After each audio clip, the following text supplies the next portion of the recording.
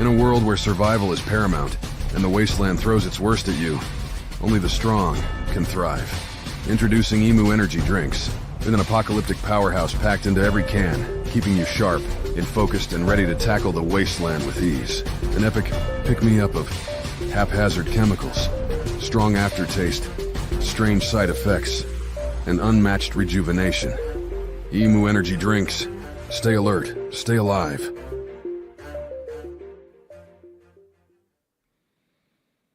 Into the bunker!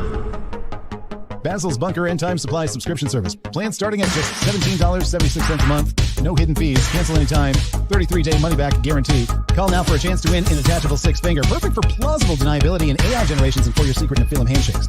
Call now. 1-877-740-3226. Basils Bunker is solely operated by the Raskin Ranch. CCR, CCNT, and the Shimura Estate are not responsible for any claims or guarantees. Call now.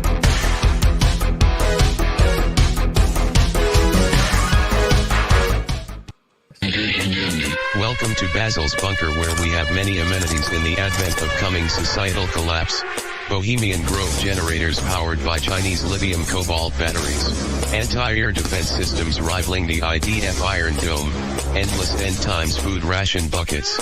And recreational activities like emu wrangling or Monty pet training. What is up, everybody? Bunk it up, bunkaroos. We're here. I'm laughing because I'm somebody on the text message alert program just texted that my mic is probably unmuted. Specifically, who is this? 909 says, you gotta unmute your mic, bro. Hyphen Jay Dyer probably. Yeah, Jay Dyer probably would say that to me. My mic was muted. I was talking to everybody in the chat. We got Psalm 40, Stefan Learbag, Elios, Guitar Man 86. Everybody's here across the interwebs, the YouTubes, the Rumbles, wherever you are. Thanks for being here. And I mean, it's ironic because I was talking about how rusty I am feeling because I have not done Basils Bunker in quite some time. It's been a long couple months. And of course, I was asking for forgiveness for being so rusty, but nobody was there to hear it because my mic was muted. Unmuting my mic, one of the many jobs that Gons usually takes care of for me before the show. But that didn't happen this time. So because I was muted, I do want to remind everybody, go ahead, text the word canary to 877-740-3226. That's canary to 877-740-3226. And you'll get on the text message alert program. We don't take your name. We don't take any data whatsoever. This is an unmonetizable list. We do not rent it to your favorite politician. We do not sell it. We have no data to sell. It's a good time. You'll just get a text message before every time we go live. And that's how a lot of you got here. So thanks for being here. And oh yeah, as always, one of the fun parts about the text message alert program is that you can actually text us back at that number and we can see it and we can read it. And theoretically, we have the ability to text you back, but it's extremely expensive. So we cannot do that. So thank you to everybody who got back to us here, such as 678 says, buckle up, bunkaroos. We love you. Bring the knowledge, my brother. Thank you very much. 334 says, woohoo, get to the bunker. Catch you tonight at work. Missed you, Basil. Thank you very much. Who's this? 509 says, it's bunker time. Let's do it. Okay, I'm down. Let's do it. Of course, Jess from Missouri says hi. Hello, Jess from Missouri. And then that one guy who's always driving and his car texts and says, you can't talk right now, but you can push through. You want to push through the no notifications driving. I've yet to push through and text this guy's car, but one of these days, show will be important enough to do that. Maybe today is the important show. I don't know.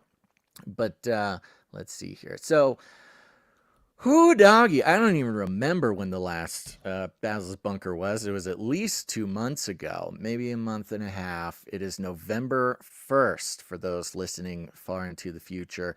We are 4 days away from the election, and my friends, I am not well. Oh yeah, Night of the Hungry Panda is noticing I'm wearing one of the Kinnear Cry t-shirts, which is the green sort of 8-bit timer one that we use at the beginning of Canary Cry News Talk. Because it is green, it is coming through on my green screen, so that's fun. Thank you for noticing.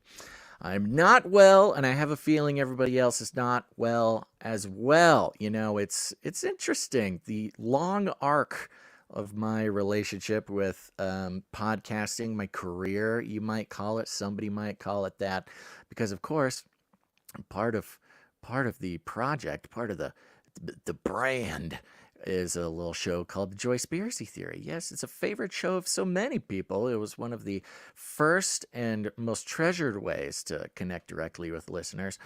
But it was all about, you know, being joyful, finding a way to stay focused on the good things. Now, unfortunately, Kamala Harris took a stab at trying to co-opt the very concept of joy for her campaign, which was very cringy. It was very cringy. It did not work. I don't think it even worked for her, because they immediately went back to Trump as Hitler. The whole joy thing did not hold on for very long. And now I as well am older.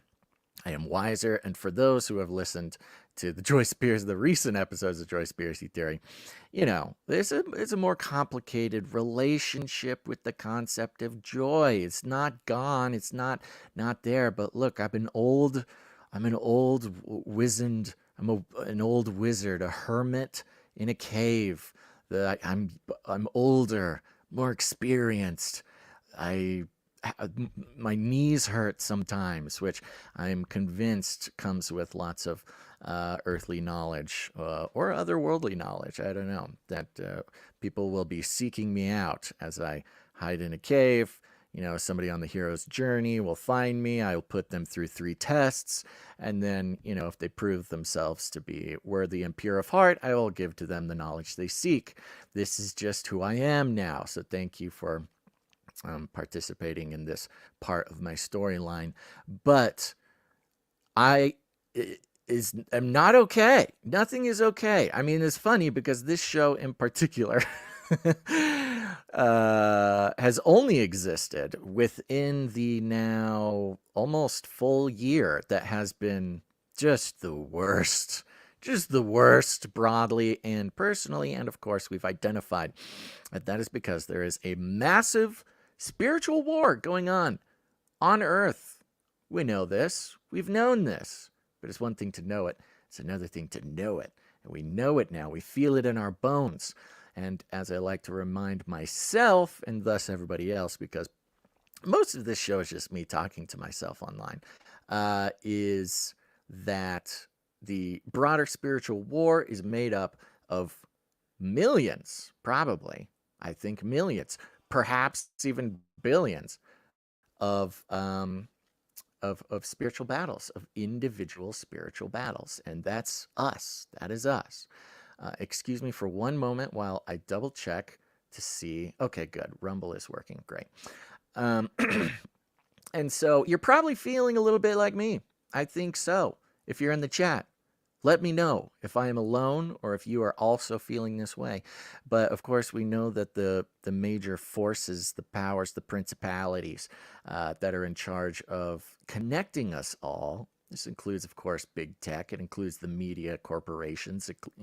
Every large, I mean, it's almost impossible to conceive of the structures, the power structures, the powerful entities, the principalities, the forces, the corporations, the governments, all of these sorts of things. It is now impossible to not think of them in spiritual terms. And it's very interesting. One example of this, just, you know, podcasting megastar Russell Brand recently converting to Christianity. And even in his most, I don't know,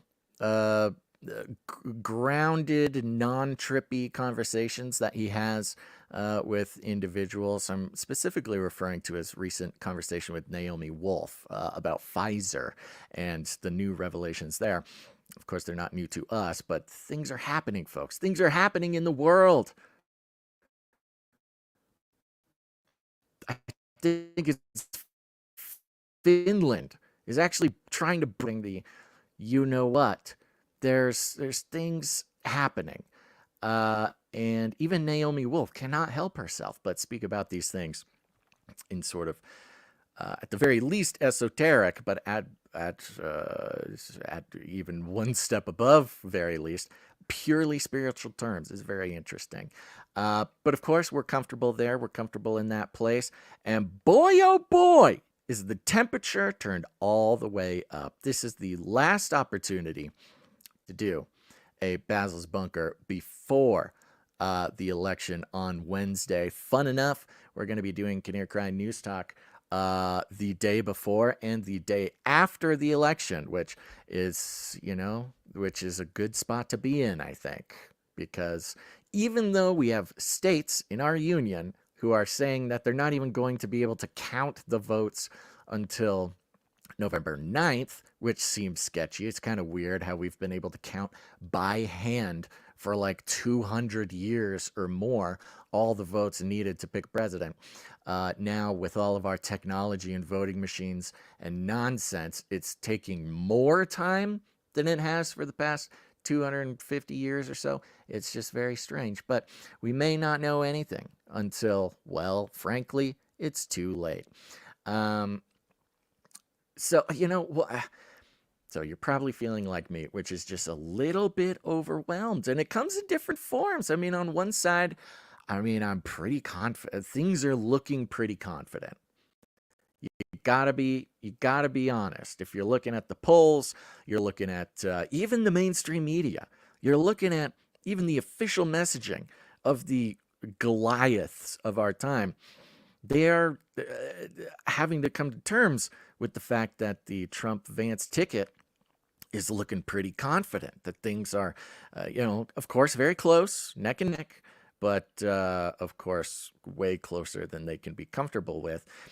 And you can just feel it. You feel it in the air. You feel it when you go into town. You feel it when you're walking amongst people. There's like this silent, I don't know, I was going to say vibe, but look for a better word here, a silent understanding that things seem to be going Trump's way.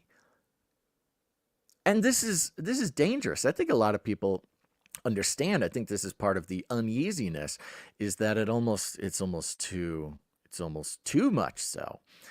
Things are looking too good. The polls are too you get it. You get what I'm saying. It's too much. And there's this kind of quiet, very uneasy feeling. And we have to keep reminding ourselves that it's actually not great. It's not great. This spirit of complacency. We brought a very strange report yesterday to News Talk, talking about how apathy, first of all, your very sad emotions, your anxiety about the election, that's good. Use it. Let it fuel you. I mean, they literally were talking like Emperor Palpatine when he was trying to turn Luke Skywalker to the dark side, and like, use your hate, let it fuel you.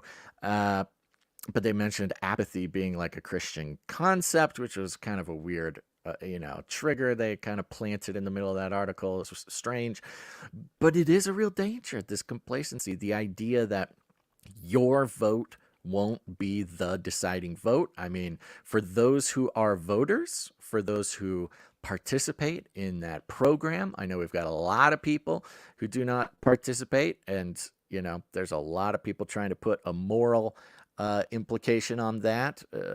We all believe politics is theater in various degrees, with various things. But if you do believe that votes have some sort of bearing on the way things can go here, it's like you have to keep you have to keep in mind that like it is very possibly one vote that will change everything. Or things are getting weird.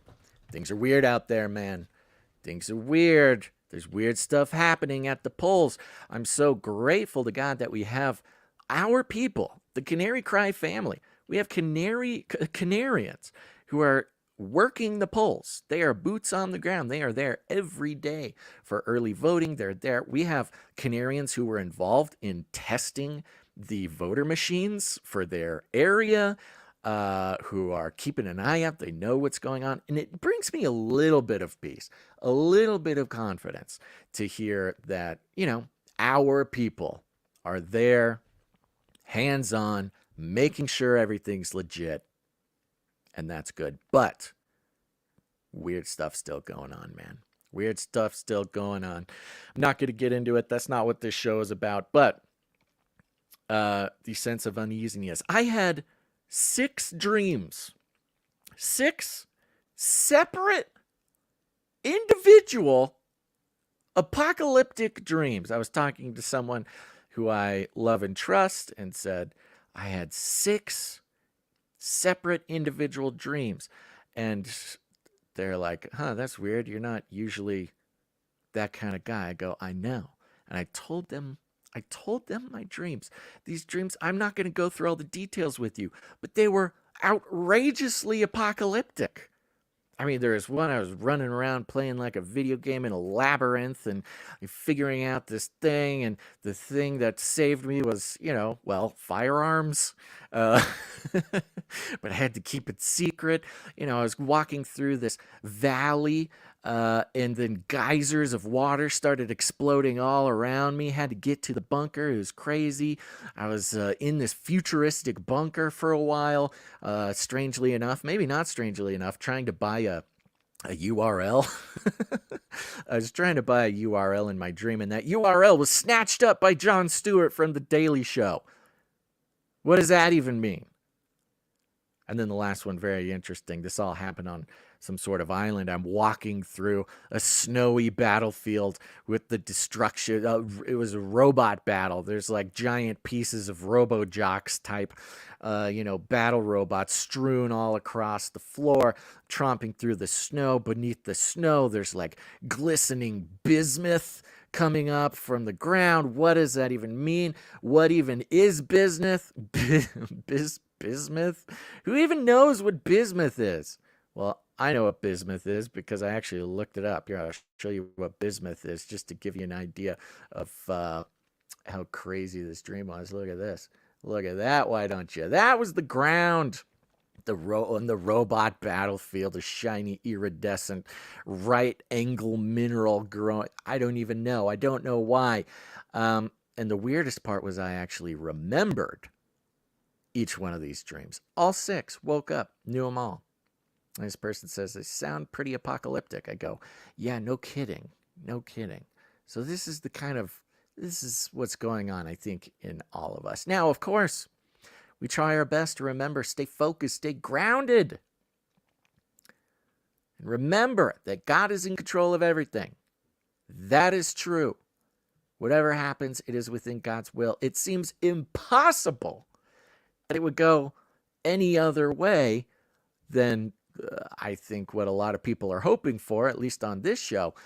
But whatever happens, just because it is God's will, does not mean that it won't require some extreme endurance. And that's what we're here for folks, is Basil's Bunker. We're here to endure. We are here to fellowship. We are here to remind ourselves and each other that no matter what happens, God is in control. But that doesn't mean we can't make preparations. That's right, folks. We're going to need to get to the bunker.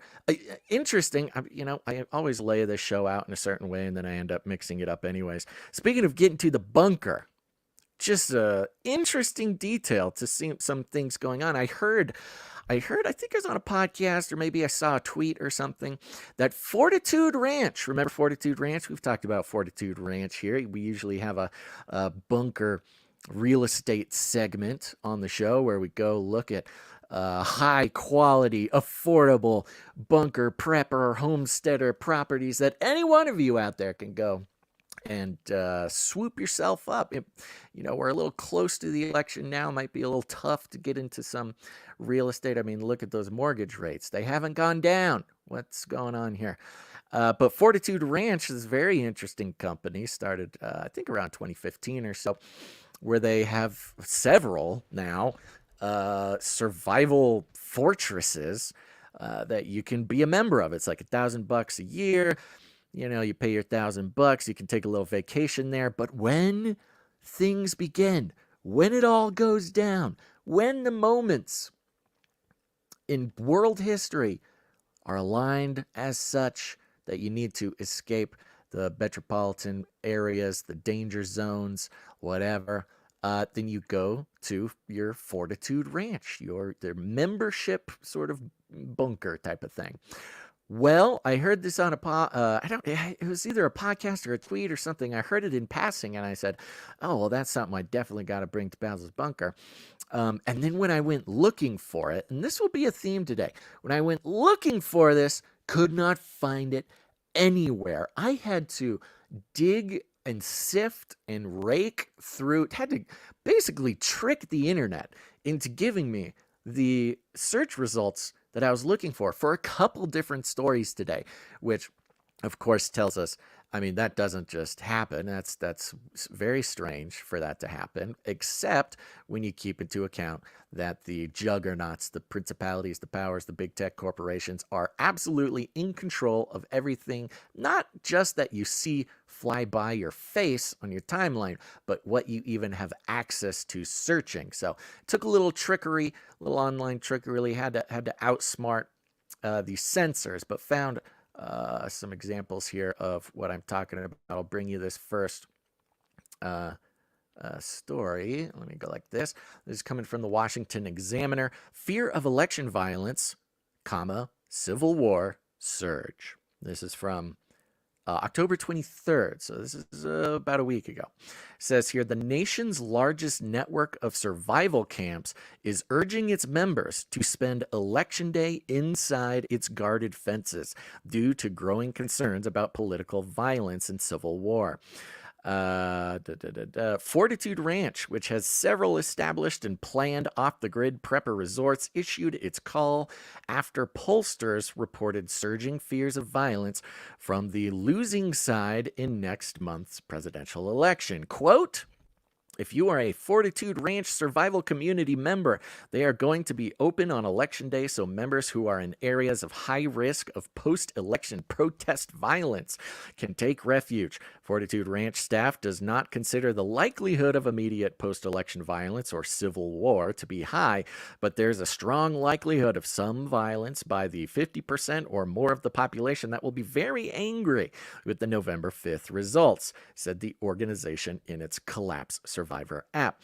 Now, just one thing to point out, because we pay attention to details like this, Fortitude Ranch referring to likely violence by 50% or more of the population. If you're talking about more than 50% of the population, you're talking about, if they're angry that they didn't win the election, there's an implication there that who should have won the election did not win the election. If you have 51 to whatever percent of voters who are angry that it didn't go their way, well, there's a pretty good reason that they're angry about that. It means they're the 51% they should have won, and if they didn't, they're very upset about that. So there's already this sort of implication in Fortitude Ranch's message there that there may be some shenanigans afoot.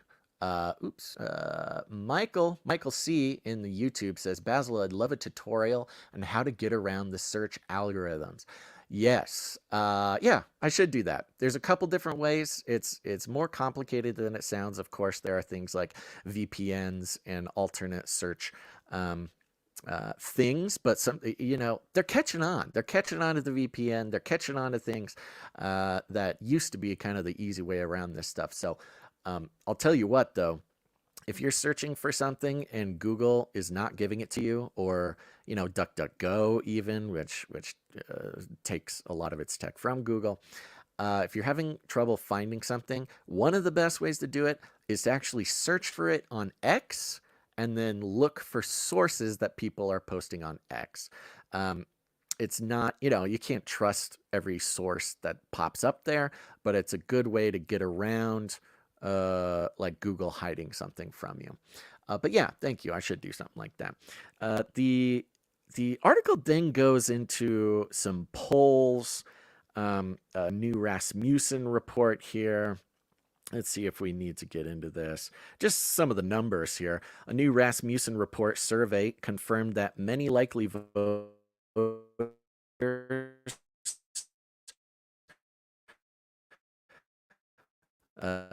see a similar situation in this election. I skipped a bit. They're referring to the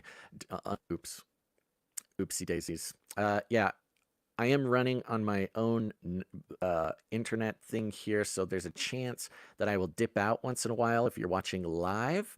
But the good news is that I can see it when it happens, and it'll be easier to make it through without sort of having to, I don't know, have another person on the line trying to cover for me going out. So sit tight. Apologies for the connection problems. I actually, of course, have a long storied history with Starlink, and Starlink never working for me, but I'm actually pretty serious, I think, about going and getting another Starlink because they're so cheap now. Getting another Starlink before the election, because if something happens, no guarantee that Starlink will work, but I think if stuff goes down, if cell phones go down, if internet goes down, cyber attack. Oh, I just remembered a story I got to bring to the show, so I'll do that in a second. If something happens, I think your best bet is going to be a Starlink unit.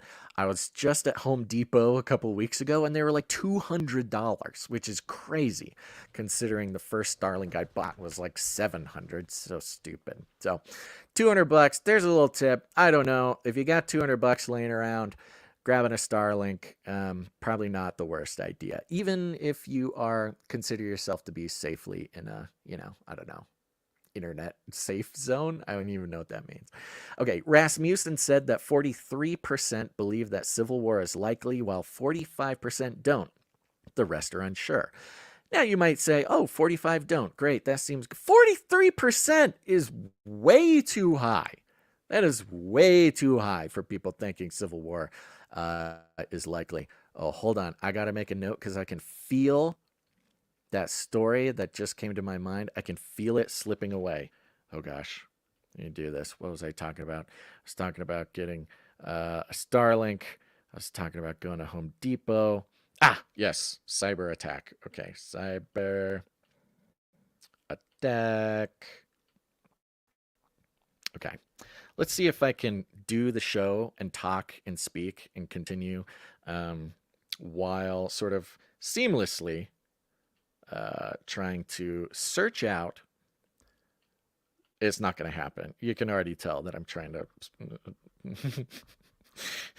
You can already tell that I'm trying to search something. Give me 1 second. So this I almost didn't believe right away. But this is regarding a cybersecurity drill. I bet you can guess the date that they're going to be running this cybersecurity drill or exercise. I'll give you a second. I'll tell you what, it's pretty soon. It's pretty soon they're going to be running a giant cybersecurity drill. Coming up here. Oh gosh. Okay. I'll need to try a little bit better to pull it up. Oh, is this it? Is this it? Long story short, there is a cybersecurity exercise being run by CISA and I believe DHS, and they're planning on doing it between November 3rd and November 6th. So what a better time to run a cybersecurity drill for the country at the highest levels than during an election. during the election. Now, even if you want to steel man and say, well, you know, they gotta do it. They want to do it. They don't have anything nasty planned. It just happens to fall on those dates. It's you know, it's nothing. Even if you want to give them the benefit of the doubt, why do it on the day? The day, or even anywhere close to the day. Well, this is interesting. AI, there's an AI search overview that's giving me different dates. That's interesting. AI is giving me different dates than the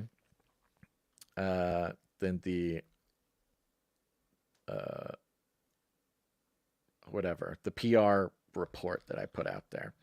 All right. Anyways, we'll get deeper into that. Another good reason to grab a Starlink. You know, they're just doing like an Event 201 type drill on election day, or even near election day is like too much. Just a little what was the other one? Oh, the counterterrorism drill they were doing on September 11th. That kind of stuff. It's all very coincidental. Okay, back to the story here. And while the liberal media, this is coming from Washington Examiner, so it's a conservative leaning outlet. And while the liberal media has said that Trump and his supporters, they shouldn't put that word liberal media in there. It's a little dog whistle, not for conservatives. It's a dog whistle for liberals. So liberals read this and they go, oh, the liberal media. Okay. All right there, Washington Examiner. I don't like they did that. And while the liberal media has said that Trump and his supporters are to blame for fears of violence, Rasmussen said that most believe Democrats are the, quote, worst enemy. Quote, the latest Rasmussen reports National Telephone and Online Survey finds that 30% of likely U.S. voters say the Democratic Party is America's biggest enemy. 16%, this is Rasmussen, what are you doing? 16% think Republicans are the biggest enemy, and 9% believe domestic extremists are the major threat. Among foreign threats, 20% identify China as the biggest enemy, followed by Russia, 12%, and Iran, 9%, said the Outfits analysis. Those picking Democrats as the enemy is higher nationally than Rasmussen found in a similar poll of Pennsylvania recently. So, probably read a little bit more of that than I needed to, but the point is, Fortitude Ranch, a company that we are very familiar here with on this show, is opening the doors. They sent out the notice to Fortitude Ranch members that Fortitude Ranch is open on election day. That's now look, on one hand, of course they are. That's the business model. They got to open it. I mean, why else? If you're a Fortitude Ranch member, you're paying $1,000 a year, and you never get the alert that like, hey, we're open, come here if you feel unsafe. If you don't get those alerts, I mean, what are you paying the $1,000 for? I don't even know. But on the other hand, they're not wrong. I mean, this is, quote unquote, civil war is one of those things that's floating around the atmosphere. And people are, no joke, pretty tweaked out about it. And no joke, I'm pretty tweaked out about it, to be honest. But I'm here. We're here together. We're working through it. Another thing that was very hard to pin down was the notice, I don't know if y'all saw this as well, that the U.S. Capitol was running helicopter evacuation drills just a few days ago. I saw this kind of fly by my thing. It came from this fella here. Let me pop this up on the thing on X. Frank Fighting for Freedom. A little alarm emoji says the helicopters doing emergency practice last night at the White House is way bigger deal than you might have thought. This guy, Penguin 6, was on the ground reporting it as it happened. Excellent footage here. There were over 10 transport helos, that's helicopters. What the heck is going on? And you can see here in the video, this fella got some footage of helicopters flying in over the grounds of the Capitol building. Let me see if I can scrub through this without blasting everybody with helicopter noises.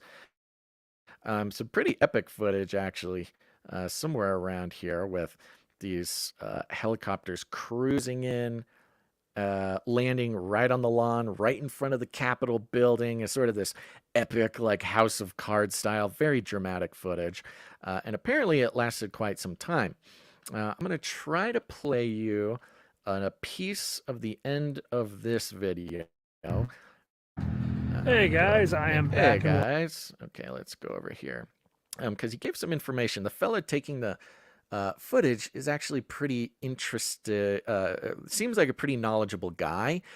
In the video, he's sort of very calmly, almost like enthusiastically. He seems like he's a hobbyist, like a helicopter hobbyist, like just kind of very interested in what's going on. But he says some pretty interesting stuff here. Apologies. Let me know if it's too soft or it's too loud or something. There's definitely helicopter noises.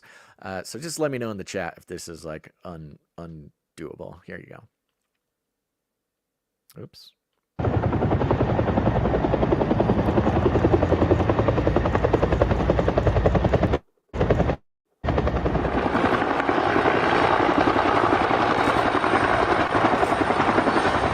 Okay, we got 2 down on each side, 2 on the House, 2 on the Senate. These are muscle aircraft, U.S. Air Force Hueys, basically, used for VIP transport. But also, the muscles handle continuity of government operations. So having them as part of this exercise is, well, common sense, I guess. Let's see if we can get a better view of the muscles down here. So these muscle aircraft, like you said, they're kind of like Hueys. A lot of people were saying that these were Black Hawk helicopters, and you look at them, they're not Black Hawks. There may have been some Black Hawks mixed in. But the continuity of government VIP transport helicopters. Just running a quick little drill before the election. Cool. Very, very cool. You know, it's not just weird preppers like us getting ready for whatever wonky stuff might happen, but you know, of course, the government themselves, Capitol Hill, the different branches of government practicing their own little bug out plan. We've got a little bug out plan. Now, when I saw this, I go, okay, that's interesting. Certainly, there's some news about it.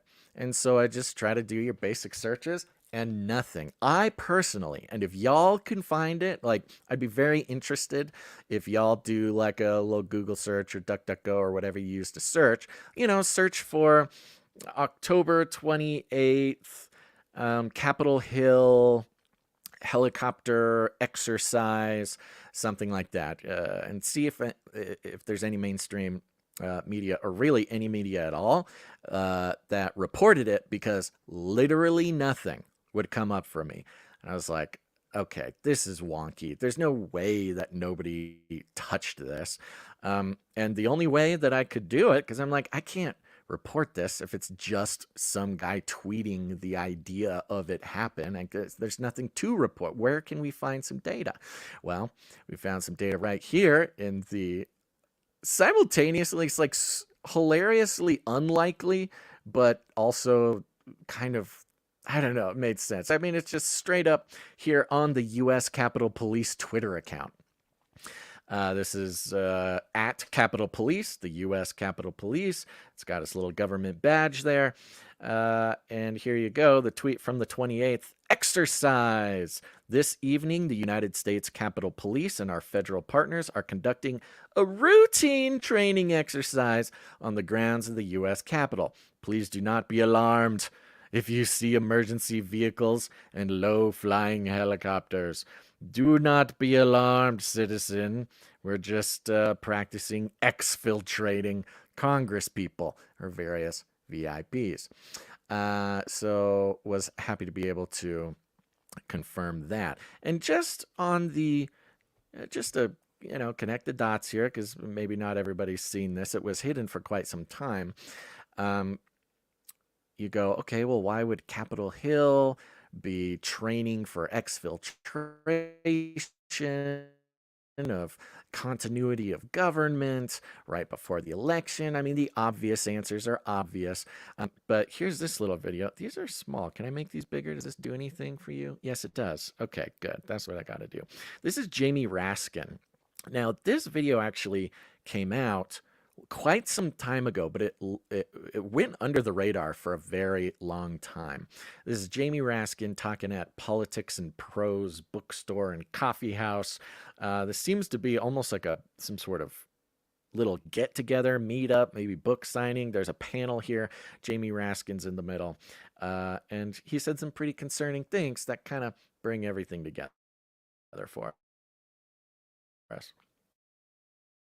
People, but the court on the side of the court is not going to save us, and so that means the only real people in the Constitution, again, it's necessary, but it's not sufficient, because what can be put into the Constitution can slip away from you very quickly. And the greatest example going on right now before our very eyes is Section 3 of the 14th Amendment, which they're just disappearing with a magic wand, as if it doesn't exist, even though it could not be clearer what it's stating. And so, they want to kick it to Congress. So it's going to be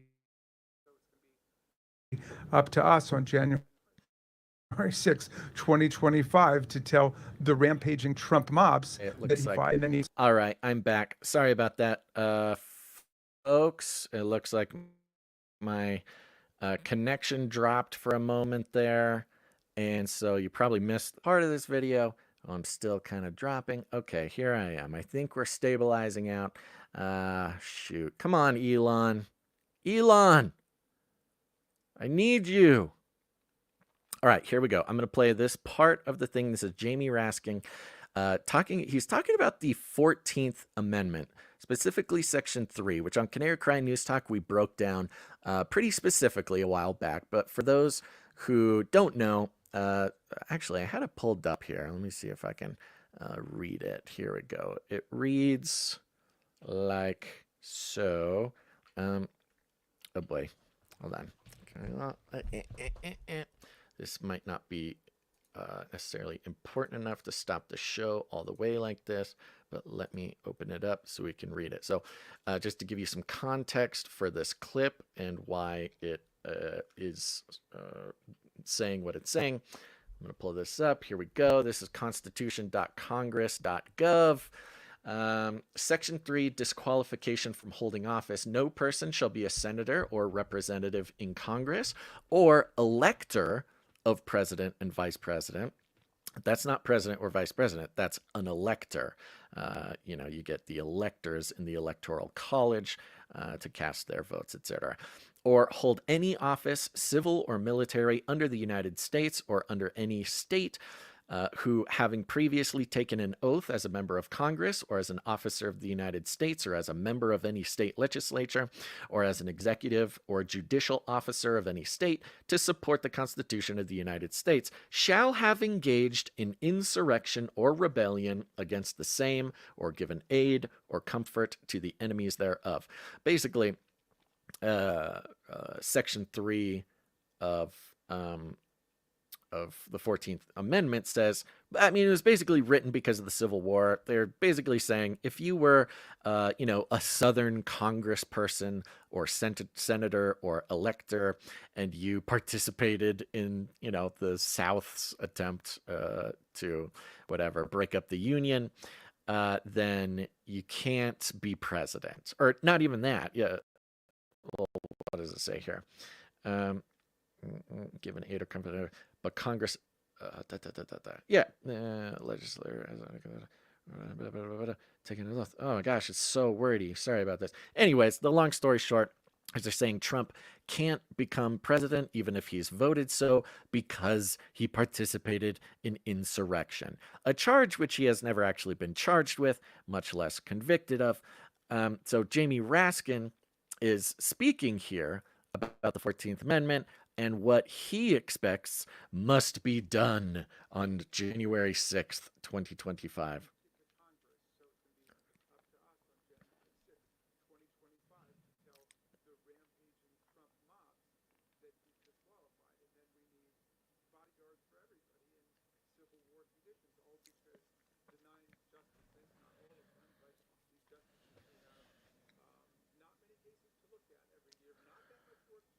No.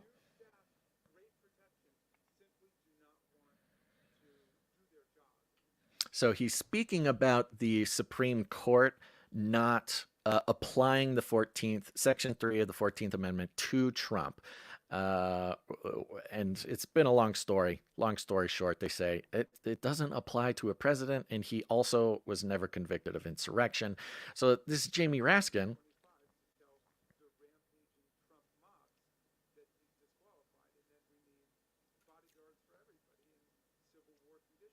Bodyguards for everybody and civil war conditions. He's saying Congress, well, that they must, we won't. He is even sort of teasing. Certify the election if Trump wins, and then we will all need bodyguards. There will be civil war conditions, he says. Now, this is probably, in my guess, why they are running drills, why the federal government is preparing themselves, heart, mind, and body, for things to go a little sideways. Oops, I see I didn't give you that video. On November 5th, and if not November 5th, possibly January 6th. So, it's a time where everybody's kind of getting their act together. Everybody's getting ready, trying to keep our minds level-headed, trying to stay realistic, and prepare for whatever is to come. But of course, again, we are trying our best to endure in a way where our faith in God can take control of our feelings, not like the Atlantic, who wants us to, rely on our anxiety and our feelings to get us through the election. As usual, it's a pretty good idea to do the opposite of what the Atlantic wants you to do, and that would be, letting our faith in God carry us through, or at least to endure, is certainly a test of faith on many different fronts. Let's see here. We have callers. We have a caller in the waiting room. So before we move on to some more of our stories, we're going to go over to the European side of things soon, later on in the show, because you won't believe what the European Union is coming out with this morning. It just kind of fits the whole thing.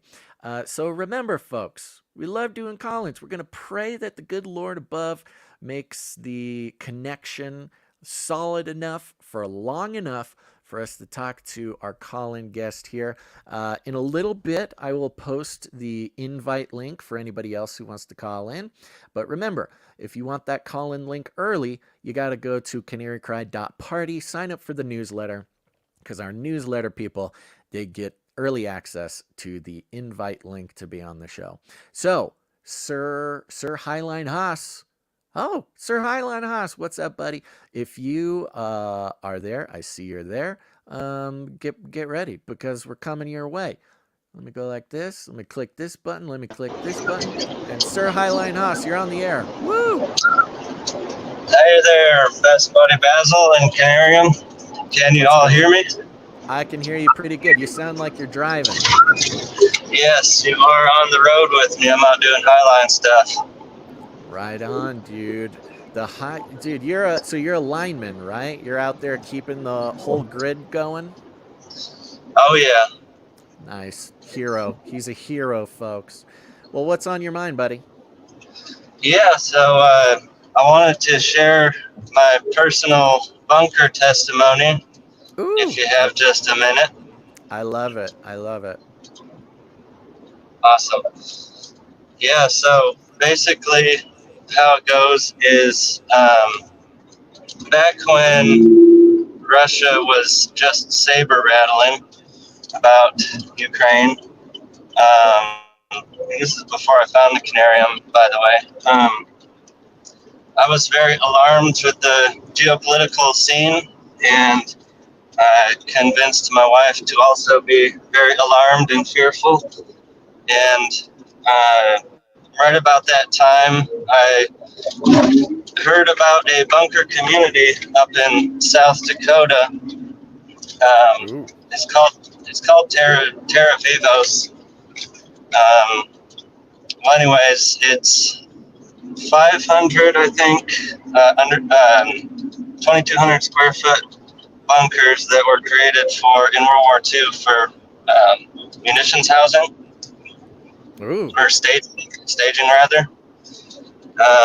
So they're all far enough apart that if one of them blew up, it would not cause a chain reaction, and it's centralized so that because they didn't know if an invasion would happen from either coast. So there's a nine square mile property that's owned by Terra Vivos, and this is not an advertisement. I'm not trying to put a plug in, but anyways. So, anyways, I basically, me and my wife, in fear, we decided it would be best to pull money from the retirement fund and buy in as quick as possible. Didn't have enough to cover the full buy-in price, but they did in-house financing for us, and we were in. I went up and toured the property, and it was pretty cool. Whoa, cool. But then, in the following months, the Lord was not providing for it to service those payments. We didn't have any months where we didn't have enough, but we had zero extra every month. And so It's month to month went by. It's called being bunker poor. You know, you can be house poor, but being bunker poor, that's another version. Yeah.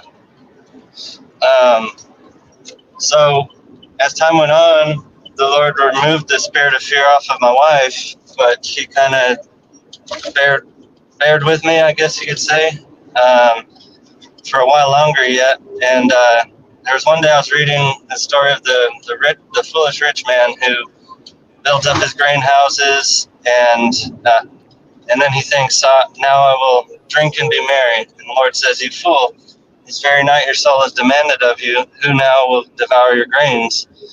And I kind of made the connection that this bunker was my grain house. And just to give a little bit more context, it was not like I was trying to move there and invest in that community, which if that's your plan, then that's cool. There's nothing wrong with that, you know. But this was when it hits the fan, I'm going to run and hide up here where it'll be safe. Right. But I would have to cover 4 states on Interstate 35, which if it hits the fan and I needed to go there, the whole highway would be a war zone. You know what I'm saying? Yeah. So the Lord kind of revealed the foolishness of my plan and not trusting Him.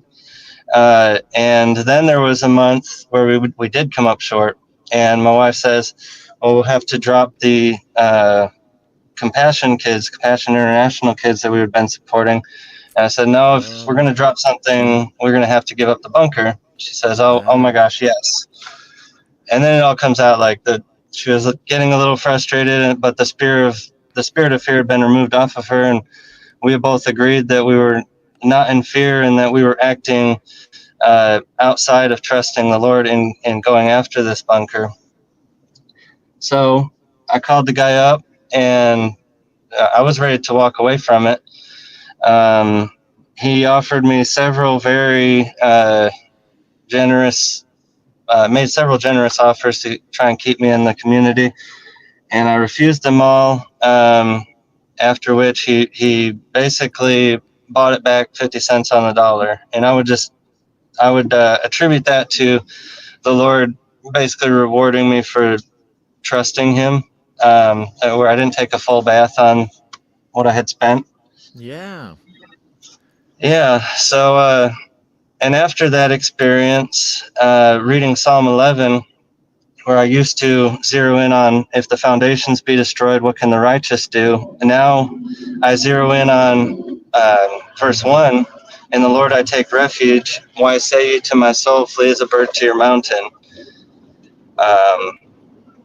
And further, what I've come to understand is that, even if things do go south here in America, and even if judgment is decreed against our nation, the Christian's portion is not God's wrath. Now, we can experience the suffering of judgment on a nation, but even in suffering and death, that's not God's wrath. You know what I'm saying? Yeah. Uh, Yeah. So that's my story. No, that's a really great story, man. I mean, that's like that strikes right at the heart of kind of the what I think is one of the sort of core I don't know, not problems, maybe contention, where we're sort of confronting this contention as Christians, where, of course, the idea of being prepared, of having our plan, being wise as serpents, and being ready for whatever happens in the world, of course, all at the guiding and direction of the Lord. But I think it's really beautiful because, of course, this back and forth that I have live on the show about, of course, trusting God, but also being ready and managing the anxieties and trust, letting faith make decisions and stuff like that. It's a really, I mean, that's that I think Christians have here. And what a beautiful story. You guys were on the ball. You made it happen. You did a thing, a thing a lot of people would like to do, which is, get yourself your spot for when something happens.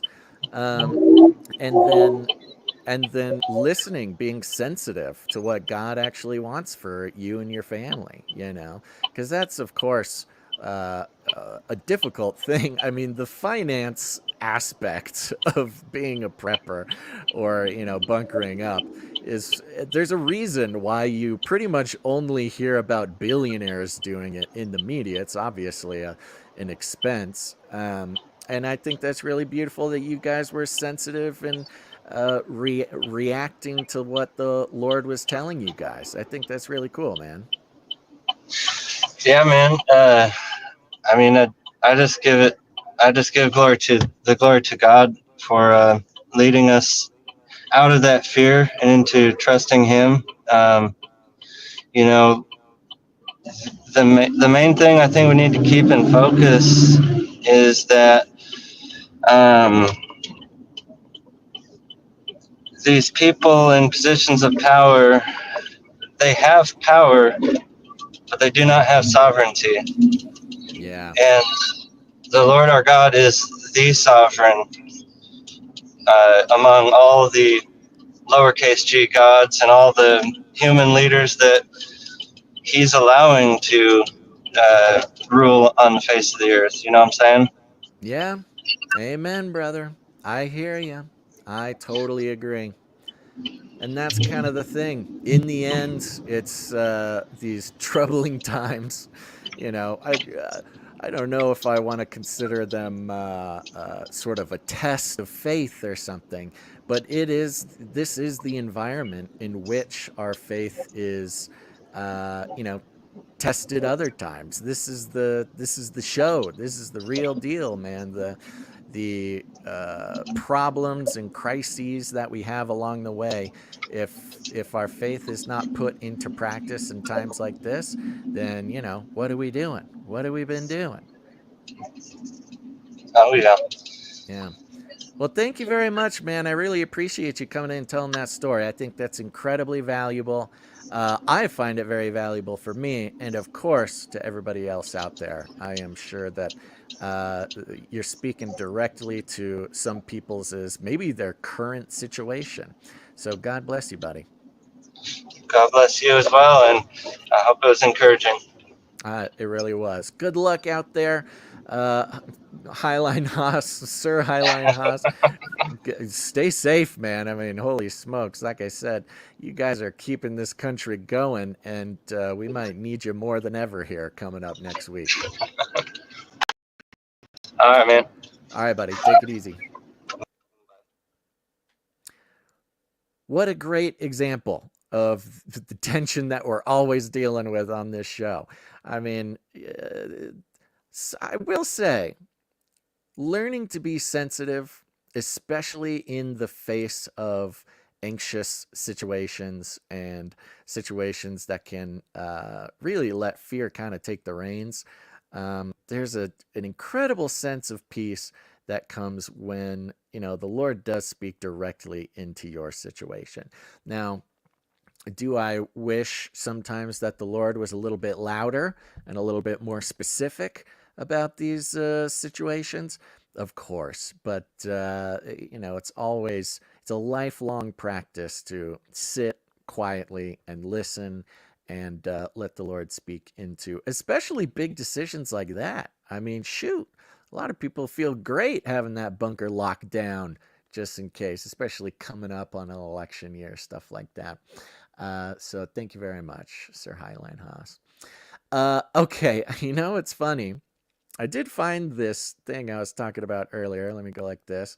I'll bring it up. So the cybersecurity drill exercise, whatever. This here's the website, the Atlanta AFCEA chapters.org 2024 Homeland Security Critical Infrastructure Conference. Isn't that fun? AFCEA Atlanta announcement on rescheduling our Homeland Security Conference on critical infrastructure dates to be announced. Okay. Announcement on rescheduling to be announced. Interesting. After careful consideration, listen to this. This is like the power that X has and individuals out there just paying attention to wonky things. This is the power that people have. After careful consideration, AFCEA Atlanta, a chapter of AFCEA International, and its event production partner, Federal Business Council, okay, cool. Federal Business Council is their production partner, are postponing the 2024 Homeland Security, Cybersecurity, and Infrastructure Conference, originally scheduled in Atlanta for November 6th through 7th, 2024, and a pre-conference tabletop exercise during setup on the 5th. Listen to this, a rapid and unanticipated rise in rhetoric. Ooh, rhetoric. An rapid and unanticipated rise in rhetoric and threats stemming from disinformation about the purpose of the event and its proximity to Election Day contributed to the decision to postpone. Okay, so here, if this notice is to be believed, they saw everybody freaking out about a cybersecurity infrastructure conference and their exercises and drills on Election Day and said, oopsie daisies, oh no, look at all this rapid and unanticipated rise in rhetoric. What do you mean people are suspicious of a cybersecurity conference and exercise on the day of the election? Oh, that's not good. I guess we'll postpone it. Sure you would. Out of an abundance of caution and because a number of government agencies are unable to participate. Wow. Well, which is it? A number of government agencies are unable to participate. We made this difficult decision so that we can deliver a high quality and meaningful event. I'm sure you will, with deep and rich engagement across industry, government, and academia, and full participation by all stakeholders. We apologize for the inconvenience and are exploring options to reschedule the event. We'll reach out. What do you think What do you want to bet that the rescheduled event maybe happens? Oh, we've pushed it out to January 6th, 2025. That's when we'll get our government agencies together to run these cybersecurity drills. We'll reach out directly to all participants with details, including information about transferring existing exhibits, registrations, and sponsorships, etc., etc., etc. Don't worry, your registration will be automatically transferred to the new date. And there, okay. So allegedly, this big fancy multi-governmental agency, cybersecurity infrastructure, homeland security exercise, got too much heat. Got too much heat. People started to notice. People were a little suspicious. They decided they'd change it. I think speaking of rhetoric, I think it's like they are like, oh, can you believe that people were so mean to us for holding a cybersecurity exercise on the day of the election? Oh, it's missing all this misinformation. Fine, we'll take our toys and go home. Interesting, the government agencies are unable to participate. I wonder if the government agencies pulled out of the conference or something, so they had to do it. Very interesting. Martin says, just words. What do the puppets ever do? Yeah, I wonder if we could get some tickets. Should we get some tickets to this? I'd love to participate. Okay, back to the show here. What do we got? Talked about my dream, talked about that. Oh, this is interesting, especially because, I do want to take a second, and this will be relevant. Thank you to those who support the show, value for value. Really appreciate it. Big shout out to producer Andrea F., who is, I believe, our German producer who supports the show every week. We really appreciate that for 777 plus fees. Of course, we also have Mrs. Tinfoil Hatman coming in, supporting the show since last episode, and Adam Hart coming in for 3333. Thank you guys so much. Remember, we're value for value. We do not take any money from corporations, commies, or cartels. We only exist because real people get real value from the show, and with their time, their talent, or their treasure, they become producers. You can go to canarycry.support to learn more about that. Well, I thought this was especially relevant, specifically because of producer Andrea, who's in Germany. She even called into the show before. Let's jump over. Let's start at Pravda. Let's do this. We're going to start at Pravda, which I believe is the Ukrainian news agency. I could be wrong about that. The headline is EU urges citizens to stock up on basic goods in case of nuclear disaster. Households should also be prepared for cyber attacks and the use of chemical weapons, a report has warned. EU citizens should start stockpiling 3 days' worth of goods in order to be ready for various potential disasters, including a nuclear conflict. A report on the bloc's civilian and military preparedness has warned. Published on Wednesday by former Finnish President Sauli Niinisto. The initiative is part of the EU's push to make the bloc more resilient in the face of supposedly mounting threats, ranging from natural disasters to a major military conflict.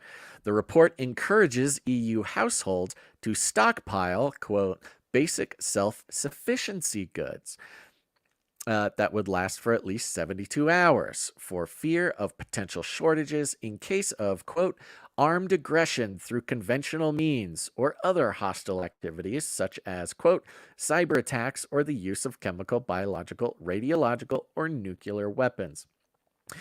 This is very interesting. I mean, of course, we love our European Canarians here. We might even have some in the chat right now, possibly.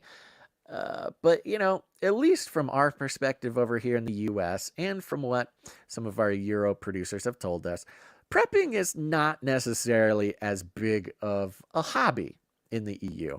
In fact, in general, this sort of reliance on things like public services, the government, social welfare programs, perhaps even socialist programs, whatever it is.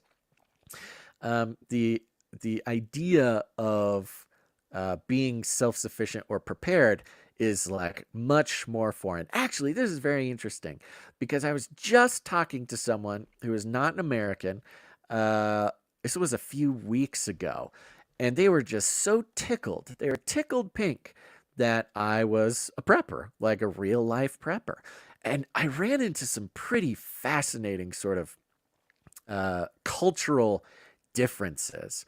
They were making a case that electric cars are way better for preppers. Preppers are so stupid that they don't all have electric cars. You can charge it with the sun. You can, yada yada yada. All these reasons why electric cars were the way to go.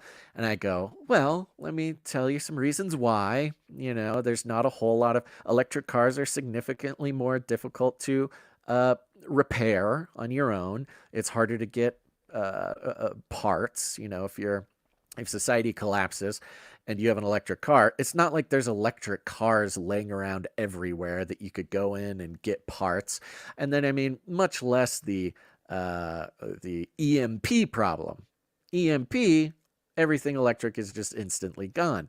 And, I started telling him, hey, you can repair your mechanical cars really easily. You can switch things out. You can fix a timing belt with a pair of nylons, real down and dirty. If you really had to do it, you could make an old Dodge fire up with toothpicks and tinfoil if you needed to. And he did not believe me that I knew how to fix cars. And I go, and it really blew my mind. He was like, well, what are you, a mechanic? I'm like, no, I'm not a mechanic, but I know how to fix a car. He's like, what, have you ever fixed a car before? I'm like, yeah, of course I've fixed a car before. And he goes, no. Preppers are so stupid. You need electric cars. It's one motor. You get way more electricity. I'm like, it's just really, like, I hear what you're saying about the electricity thing. But the thing is, preppers, they prep for everything. They prep for lots of things. And an electric car just has too much, it's too dangerous. You can't fix it well enough. It's fried. Something goes wrong on a circuit board or a computer. Like, you can't just get in there and fix it. And he just really pushed back. And, it's like, what, did you go to school to be a mechanic? No, I didn't go to school. What is this credentialism? And I hit him with, like, what is this credentialism? Like, you don't need to go to mechanics school to learn how to fix a car. And the real big disconnect that we were having was that in the US, fixing your car is like a rite of passage, at least for most men. You're out there learning to fix a car. Change your oil is one thing, but you got to change an alternator. You got to do this. You got to do that. That's like a rite of passage. It's a very normal thing for Americans to spend a lot of time sort of tinkering around. It's a good father-son activity. If you can save a ton of money by fixing your own car, this is just your whole thing. And of course, there's things that are more difficult than others. Luckily I have really handy sort of mechanic-minded buddies who, if I need to replace head gaskets or something, is not easy and it's not fun, but it could be done if it needed to be done. And that I kind of realized that it was this cultural difference where the idea of fixing a car in America is like, yeah, I used to do it with my dad. You just do it. You do what you got to do. You use whatever you got to use. And, you got parts laying around everywhere. Whereas for this non-American fella, the idea of actually taking it upon yourself to fix something that you own was just like totally foreign. Totally foreign.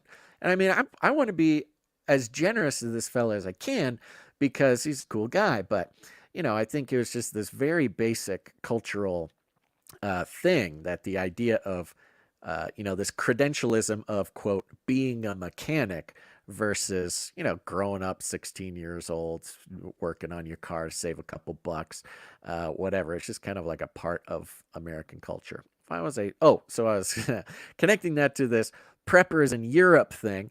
As Andrea shared with us a couple calls back, she was talking about, of course, prepping is not necessarily a big thing in Europe. Now, of course, you got people who live in the countryside. You got people who are a little bit more, disconnected from what we might consider kind of standard metropolitan Euro mindset.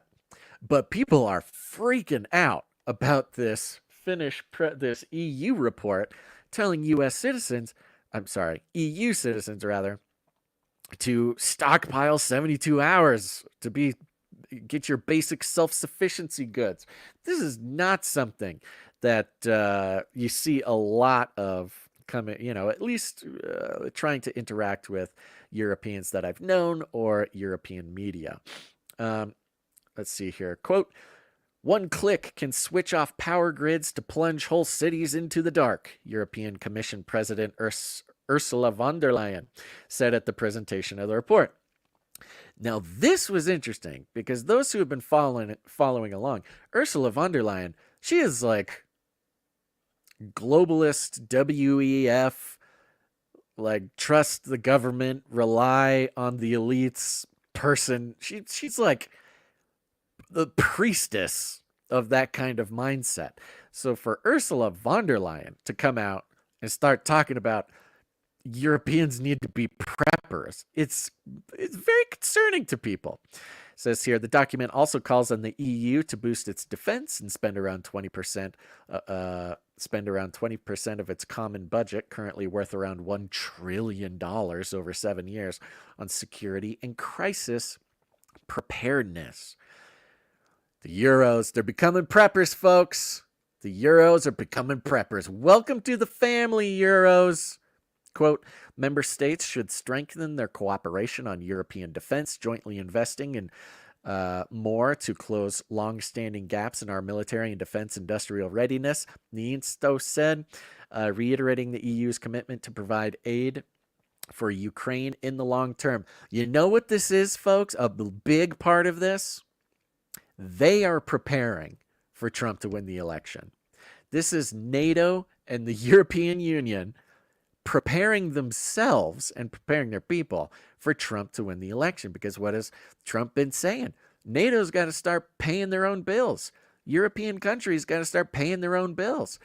The United States is not coming around to be everybody's defender. I mean, I'm not going to get into the whole thing, but we're all aware here how the expectation of the U.S. to provide defense for the entire Western world, while the other Western powers put in 2% of the cost of their own defense. Of course, we're also talking in the context of allowing Ukraine into NATO, which started this whole mess in the first place. I think this is the EU, the European Union, literally prepping for Trump to win the election.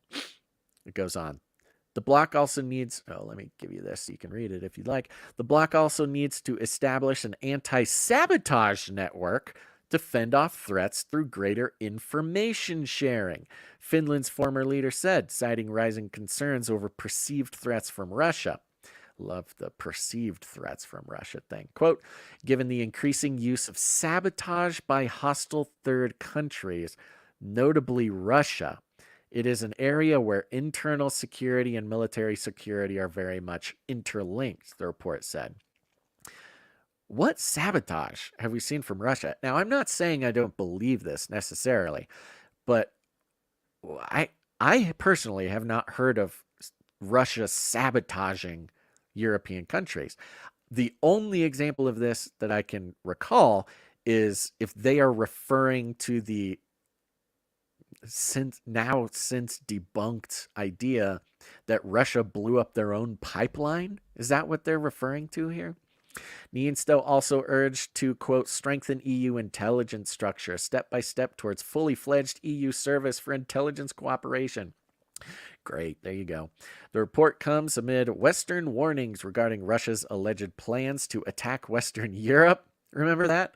Remember as Germany came out and said, we, as Germany's intelligence, we invented this I can't go. It was a whole thing.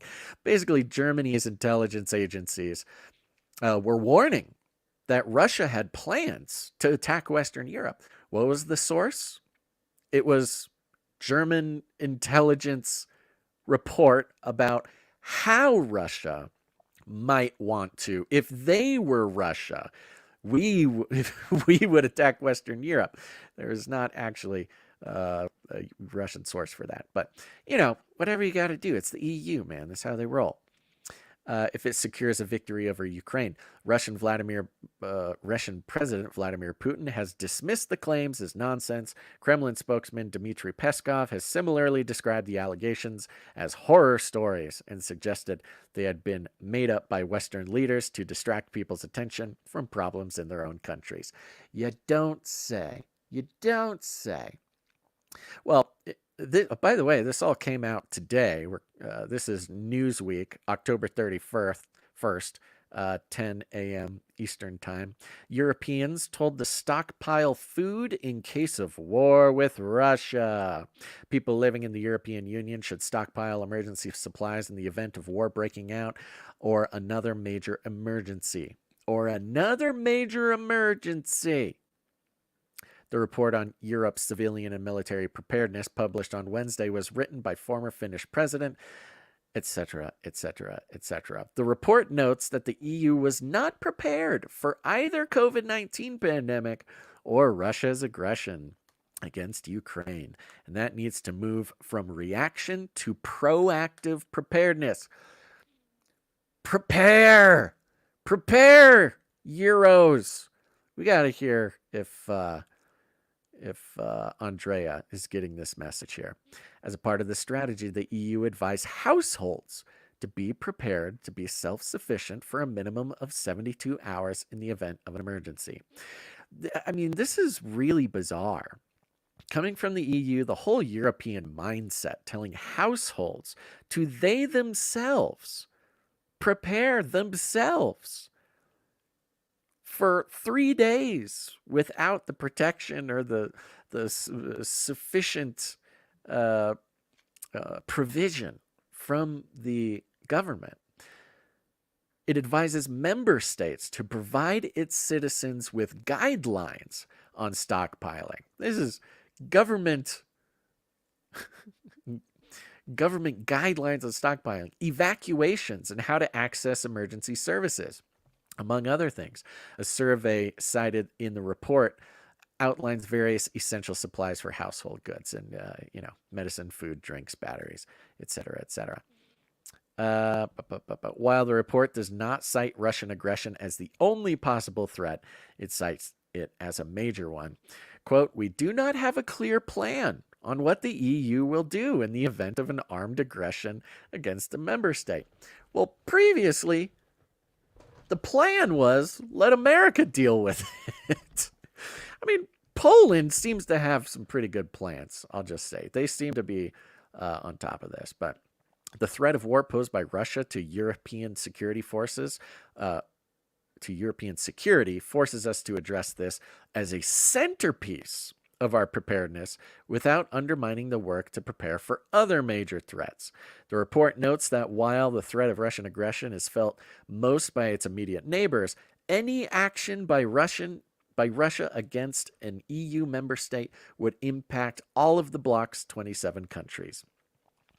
Wow. They are really interconnected over there, aren't they? Quote, "The territorial integrity and political independence of every member state is inextricably linked with that of other member states and the EU as a whole," the report says. It's an interesting sort of microcosm of globalism, because at its core, the globalist mindset, I guess agenda, if you want to call it that, or the whole globalist system really is predicated on what the EU has kind of put together. And they'll say this themselves. What the EU has done is what they need to do with the whole world.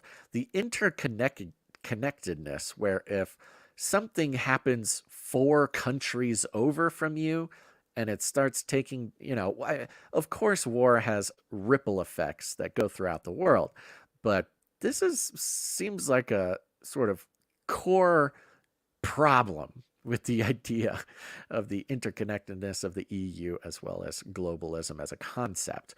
Now, it says here, the report states that empowering citizens should be at the core of a comprehensive preparedness strategy.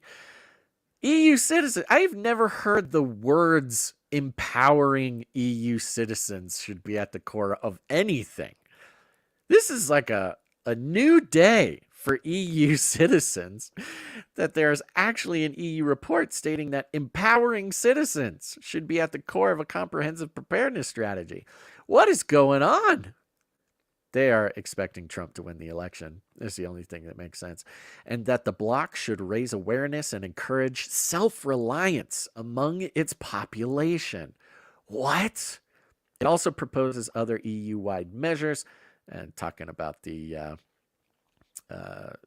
defense spending there, 20% overall budget being allocated to enhancing security and crisis readiness. It's interesting. It's not even just 20% of the bloc's overall budget going towards military. Now, of course, military readiness would be a part of that, but security and crisis readiness, the EU, they're all becoming preppers, baby.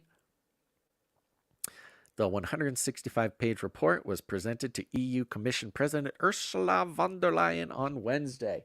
Today! There's probably Europeans who haven't heard about this yet. So there you go. What else do I got here? It's very interesting, folks. We're in a very interesting time. And God is doing incredible things. If you're anything like me, you're walking this very thin line. We are coming to a point in history where no matter what happens in this U.S. election, history will be, the world will be totally different.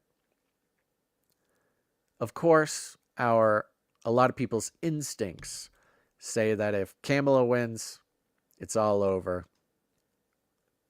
The bad guys, the bad things, will be running around free. They'll have no resistance. What is there to do? It represents the sort of globalist mindset, the WEF. You're talking about the World Health Organization, everything that people have woken up to over the past 4 years, 5 years.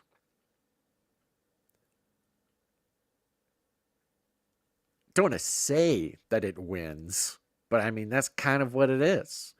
That is what wins. And look, I am not a Trump is the savior guy. In fact, Trump fits a lot of the descriptions. I know, and here's the thing. Don't get me wrong. You can politically want Trump to win the election, and he can be the Antichrist. Remember, the Antichrist in media, especially Christian media in my lifetime, has sort of characterized the Antichrist as like the devil himself, a bad guy who does bad things.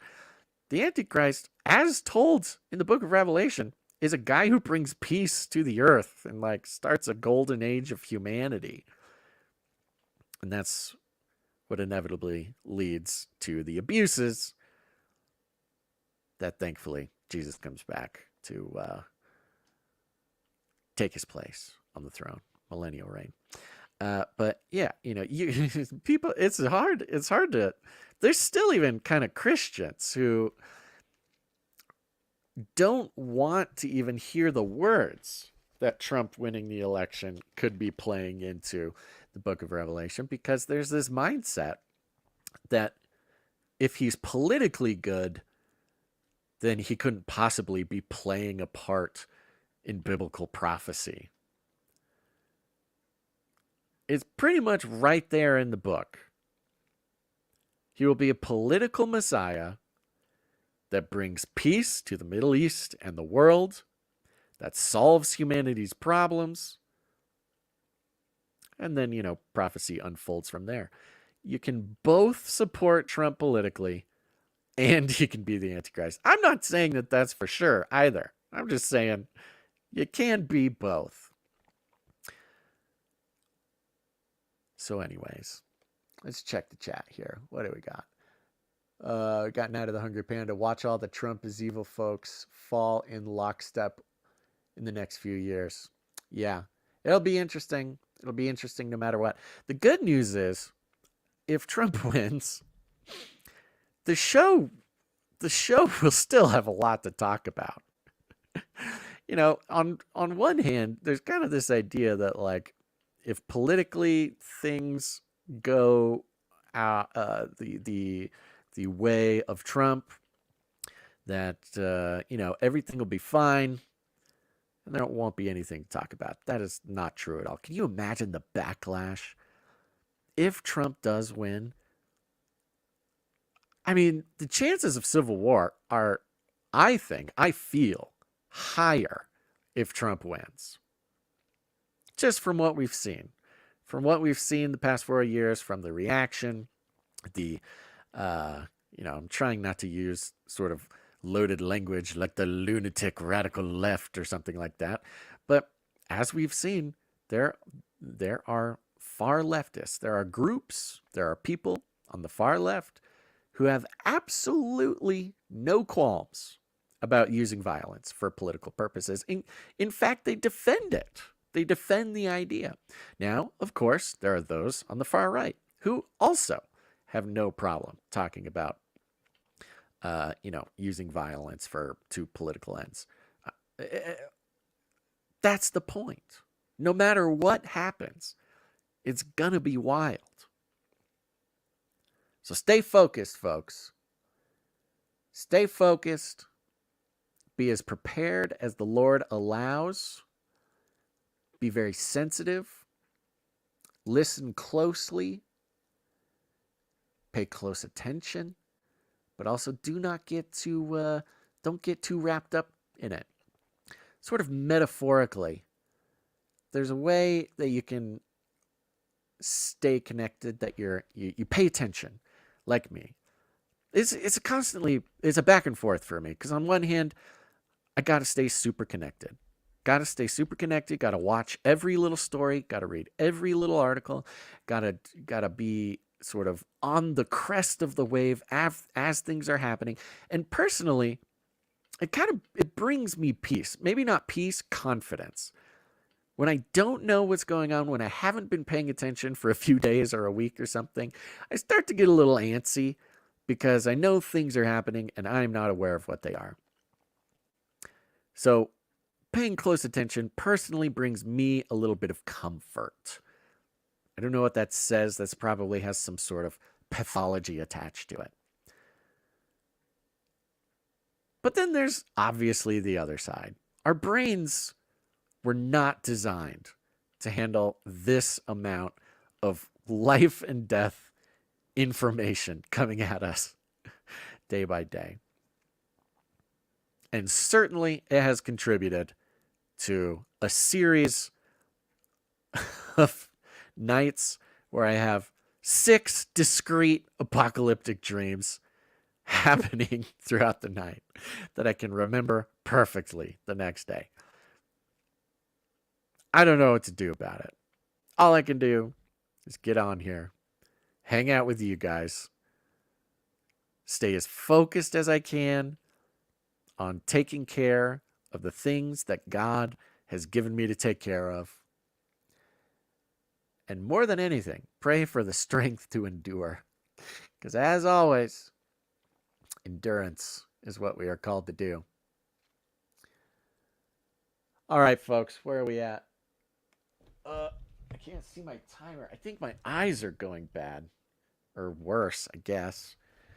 Imagine that. I was just listening. I was just looking at my software, my virtual reality software. And I'm coming up on 5,000 hours of time spent in VR. And I wonder sometimes, what is it doing to me?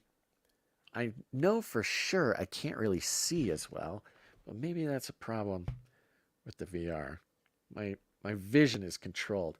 Okay, hour and a half. There we go. Oh, Will Tubox saying, "Tell us the dream." I mentioned the dreams at the beginning of the show. You may have missed it. Coming a couple couple minutes late. I'm trying to think if there's one that I remember. See, nobody likes listening to dreams. That's the thing. I could like meander my way through it, but they were all apocalyptic. I mean, I'll kind of go through them again. One of them, I was walking up this valley, beautiful valley, huge valley, mountainous valley, green, beautiful. There's some houses, like people had like property out there, like 20-acre, 40-acre plots, just like a few houses. I'm walking up this valley and I see water bubbling up. And in my dream, I'm like, this place is known for hot springs. Like these people have hot springs in this valley. This is like a hot spring valley. And I go, oh, look, it's like hot springs. Oh, that's cool. These people are going to have a new hot springs. But then I look and they start like shooting up like geysers, like I'm like, whoa, that's going to be a big hot spring. Then I look across the valley and there's another one sort of erupting on somebody else's property. I go, oh, wow. Well, there's going to be a lot of hot springs here. And then as I'm walking, trying not to get, bogged down in some water or whatever, it was just like exploding. And the vibe and the deal was that these are like geothermal hot springs, like exploding. Like things are so hot down there that this valley is just bursting. Where, before it's just like a little hot spring. People go there, hang out, do a little soak. And by the end of that, I was running through this valley for my life as the valley's exploding with hot springs and filling up with like scalding water. And I have to like run up and escape this little zone. And then after that is a new dream. I woke up. I was too hot. I think part of it was I was really sweaty last night. I woke up. I'm like, blah, blah, blah. I go back to bed.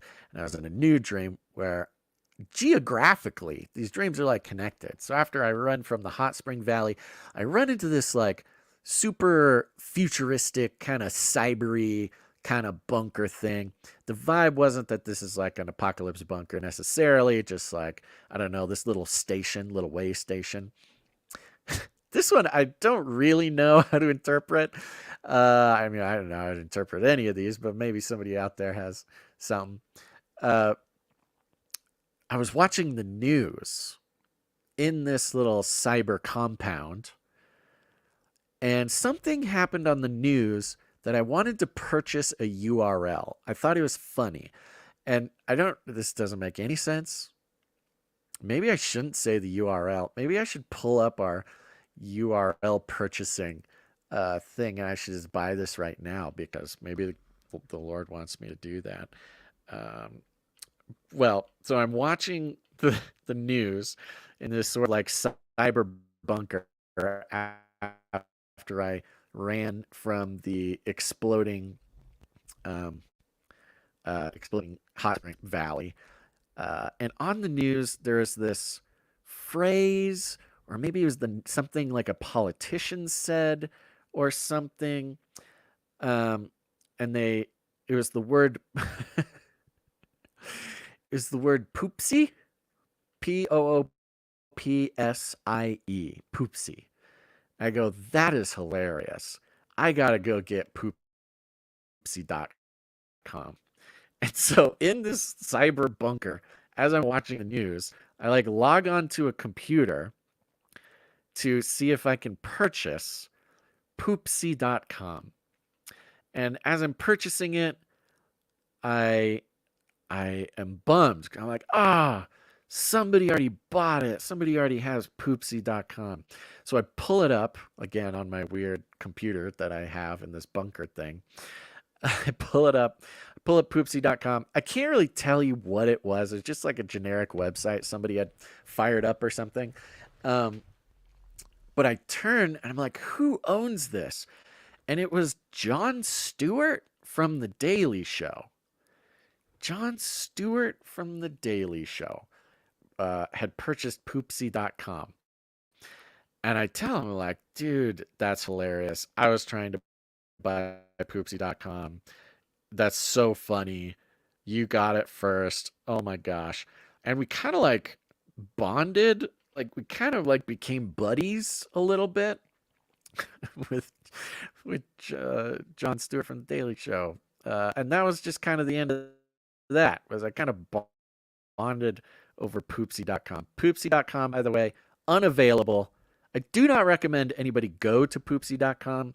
It could have some bad, I have no idea what that is, but I'm looking at it. I cannot purchase Poopsie.com on the show live, probably because Jon Stewart purchased it.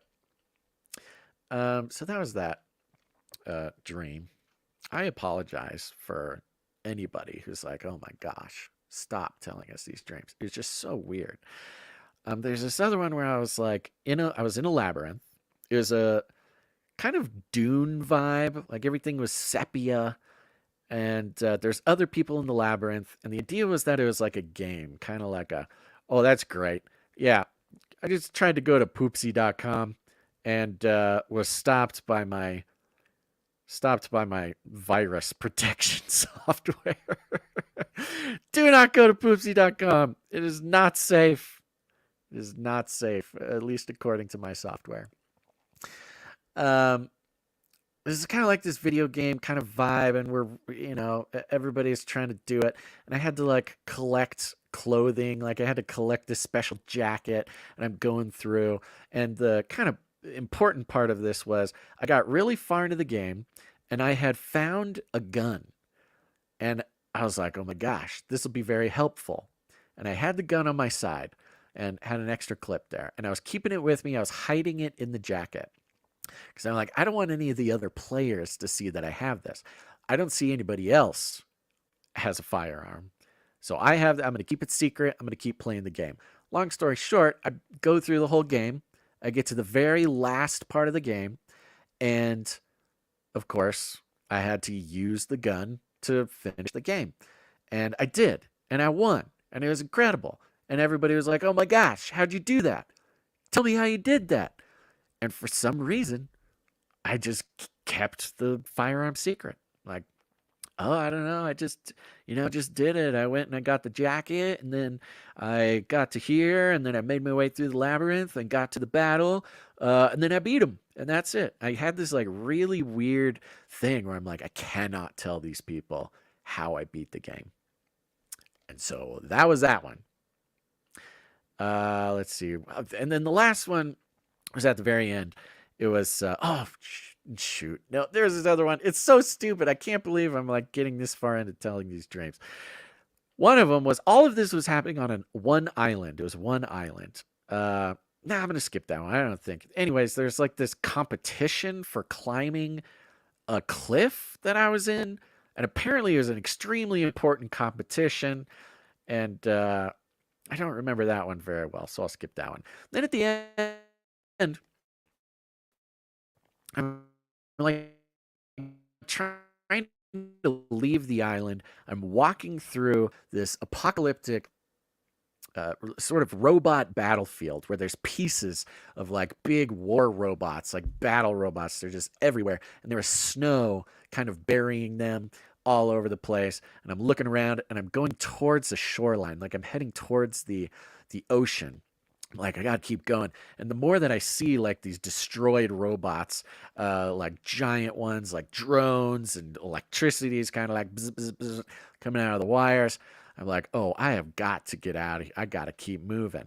And I look down, and in between the snow, like in my footsteps and like in the bits where the snow wasn't covering, there was bismuth. Like, the whole ground was covered in bismuth. And for those who don't know, bismuth is this very strange mineral that forms at these like right angles. You should Google it if you're just listening to the audio version, but it's iridescent. It's like rainbow, shiny metal, and it forms in these like crazy. It almost looks like circuit boards or whatever. But even at the time in the dream, I'm like, oh, that's bismuth. Like the idea was that maybe this robot war was over control of like these bismuth fields or something. And so anyways, I get all the way through this apocalyptic robot battlefield. I get to the ocean. Somehow I escape like on a jet ski or something, and I'm cruising super fast away from the island. And the next thing I know, I'm flying over the island, looking down, and what had happened, or I don't know, it doesn't make any sense. I get it. But what had happened, what allegedly had caused all of these issues on the island was that a gigantic, I'm talking like continent-sized, pure white, like submarine, like nuclear submarine, had surfaced underneath the island, and the island was like perched on top of it. And I'm talking about like the submarine was probably like the size of California. I know it doesn't make any sense. So there you go. Somebody, if somebody has a a word from the Lord about these crazy dreams. They definitely had an apocalyptic theme. It was very strange. I mean, it's on one hand, they kind of like, they were all connected. They were all in the geographical, like same, they were all on the island, but were fairly disjointed other than that. So maybe that's that's probably why I'm feeling so weird today. Probably why there's maybe a little extra anxiety, seeing the warnings from the EU to their people, coming closer to the election. It's tough. Thank you very much, Will to Box, for the thank you for the encouragement about telling those dreams. Night of the Hungry Panda says, Basil transcends time and space. The 3 dimensions have no effect on him, and it would be impossible for him to explain 4D space to us. Lol. Thank you very much. Okay, any other questions here? Oh, yeah, I forgot to do call-ins. I forgot to do more call-ins. Shoot. I don't think I can. I'm sorry, guys. I cannot do it. I've run out of time. I really apologize. Unless there's somebody who just like absolutely had a very serious thing that God was telling them they needed to get out to the people. I'm open to that. Go ahead, pop it into the chat if that's you. Coming up on the end of the time that I have here. But I really appreciate everybody's interest. Will Tabax says, could you wear sunglasses in your VR? Probably not inside the VR. I could do giant sunglasses on the outside. That might be kind of a cool look. I don't know, man. We'll figure out what happens. We're all in this together.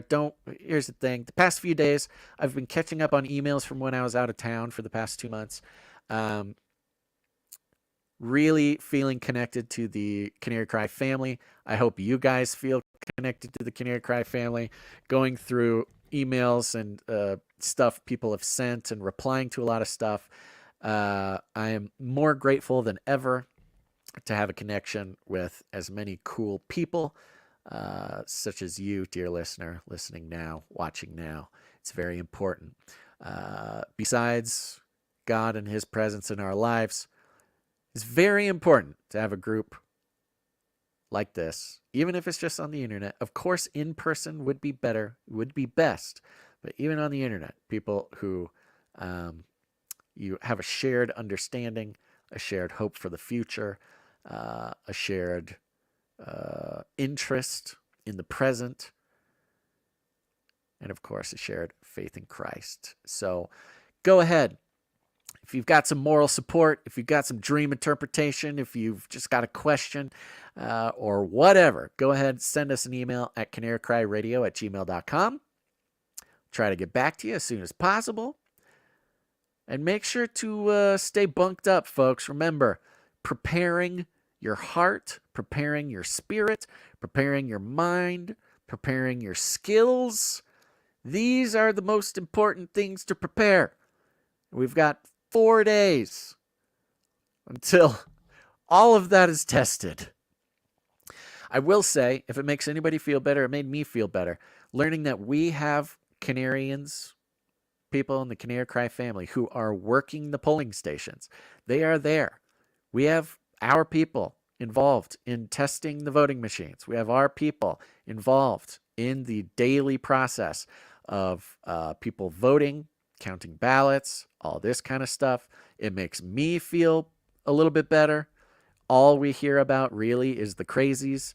All we hear is the most inflaming information and incidences through the internet. Remember, that is the principalities and the powers and the corporations trying to trigger you, keep you locked in to the worst possible scenarios online. But there are people just like you, listeners of the show, producer of the show, who have their eyes on the prize. They have their hands on the wheel. And so, more than anything, let's pray for peace for everybody. A peace that surpasses all understanding this election day, November 5th. We will be, Canary Cry News Talk will be live the day before and the day after the election. So we will be there as it happens. We'll keep you posted best we can. All right. Oh, wait. I know exactly what we need. We got to feed the ducks. It's been so long since we fed the ducks. There we go. Election day is coming, folks. Go take a walk. Go take a walk down to the park. It's getting chilly out there. The air is getting crisp. The ducks have not flown the coop yet. They are hanging out for just a few more days before they fly south. I think ducks migrate. Ducks migrate, right? I don't know. Let me know if ducks migrate. Maybe we need to follow the ducks. Maybe the ducks are telling us now's the time to fly to Argentina, where it's warmer. Feed those ducks. The ducks are your friends. They are there to help. They are our allies in whatever's going to go down. But even more, they love you. The ducks love you. The ducks bring you peace. The ducks, they speak to me. They visit me in my dreams. The ducks will find you water sources. Remember that. Ducks, all you got to do is give them some bread. The ducks are an essential tool to surviving whatever happens on election day. So stay strong, bunkaroos. Bunk it up, bunk it out. Hopefully, I'll be back next week. Ta-ta. In a world where survival is paramount and the wasteland throws its worst at you, only the strong can thrive. Introducing Emu energy drinks, with an apocalyptic powerhouse packed into every can, keeping you sharp, focused, and ready to tackle the wasteland with ease. An epic pick-me-up of haphazard chemicals, strong aftertaste, strange side effects, and unmatched rejuvenation. Emu energy drinks. Stay alert, stay alive.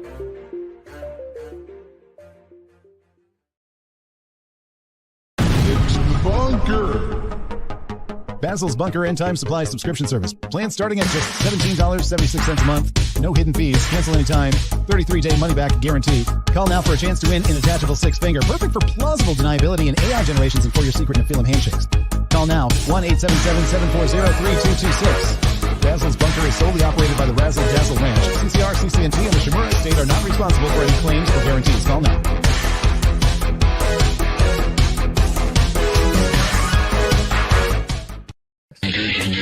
Welcome to Basils Bunker, where we have many amenities in the advent of coming societal collapse. Bohemian Grove generators powered by Chinese lithium cobalt batteries, anti-air defense systems rivaling the IDF Iron Dome, endless end times food ration buckets, and recreational activities like emu wrangling or Monty Cat training.